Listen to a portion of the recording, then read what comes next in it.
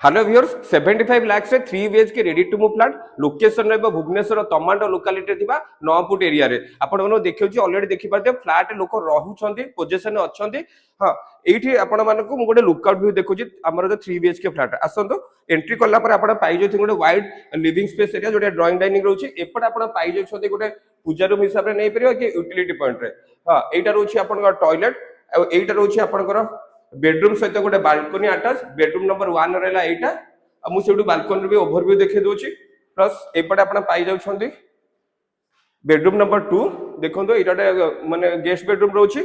आ ए जो बेडरूम टा रहउछि एटा master bedroom रहउछि जादर देखंतो आपण टॉयलेट सेपट साइड अटैच अछि आ एपट साइड रहउछि आपण बालकनी गोटे रहउछि तार ऑपोजिट डायरेक्शन जदी हमें देखिबा एपटे आपण पाई जाउछंती गोटे